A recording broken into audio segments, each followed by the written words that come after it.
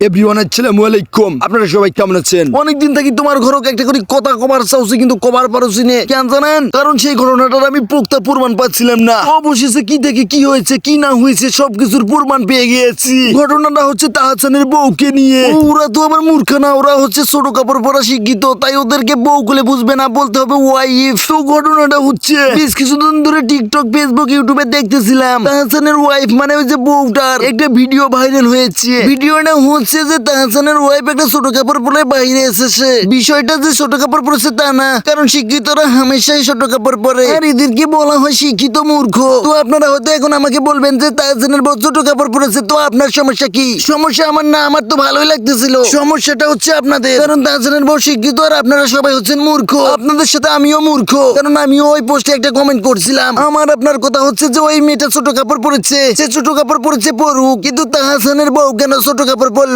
কারণ তাহসান বেশ কিছুদিন ধরে গান গাওয়া বাদ দিয়ে ইসলামের পথে ফিরে এসেছে, কিন্তু তার বউ কেন উলঙ্গ হয়ে রাস্তাঘাটে ঘুরে বেড়াচ্ছে? এটাই আমাদের মতো মূর্খদের প্রশ্ন। তাহসানের বউয়ের ভিডিওটা দেখে কতজনে কত ধরনের কথাই না বলেছে। এক আপু তো আরো বলেই ফেলেছে, এই শীতে আমি ঠান্ডার কারণে বাইরে বের হতে পারতেছি না, সেইখানে এই মহিলা কি করে উলঙ্গ হয়ে বাইরে এসেছে রে বাবা। এ তো সুপারম্যান মানে সুপার গার্ল। কত মানুষের কতই না কথা, সেগুলো তাহসানের বউ সহ্য করতে না পেরে এইটা টিভি শোতে এসে বললো যে তাহসানের সাথে আমার আর সেরকম কোনো সম্পর্ক নেই। এই মহিলা যা যা বলেছে তা নিজের কানে শোনেন। তো দেখা গেল যে ব্যাপারটা এরকম আসলো যে তুমি এগুলো করতে পারবে না, মানে এটা বেসিক্যালি মানে কিছুটা বলা যায় না ধর্মের দোহাই, যে তুমি এগুলা কিছু করতে পারবে না, তুমি যদি এগুলা করো তোমার বাবা জাহান্নামে যাবে, তোমার বাবা এটা হবে ওইটা হবে। বাট ওইদিকে তাদেরকে দেখতাম তারা যে খুব বেশি ধার্মিক, খুব বেশি বোরকা পরে হাঁটতেছে বা খুব বেশি করছে তা না।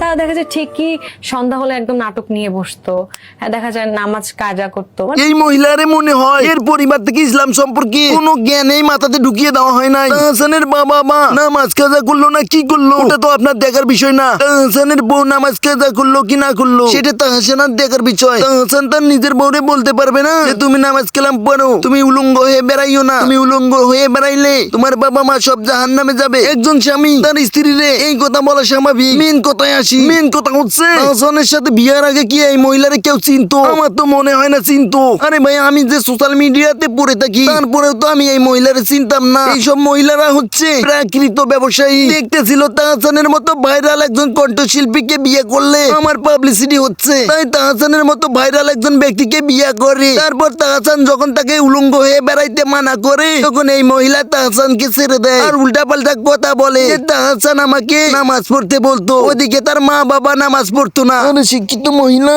তাহসান তোরে নামাজ পড়তে বলবে না, অন্য পুরুষদের যা চুমো খেতে বলবে। এদের মতো মহিলারা যুব সমাজকে ধ্বংস করার জন্য নেমেছে। এই যুবক ভাইরা আমার, সময় থাকতে এখনো সাবধান হন, কারণ এই সমস্ত মহিলারা আপনাকে আমাকে জাহান্নামের দিকে ধাবিত করতেছে। তো আপনারা হয়তো বুঝতে পারতেছেন আমি কি বলতে চেয়েছিলাম। আসসালামু আলাইকুম এভরিওয়ান। এটাই আমার চ্যানেলের প্রথম ভিডিও। যদি আপনাদের ভালো লাগে অবশ্যই সাবস্ক্রাইব করবেন। সবাইকে মহান আল্লাহ তাআলা শয়তানের ওয়াসওয়াসা থেকে রক্ষা করুন। আল্লাহ হাফেজ।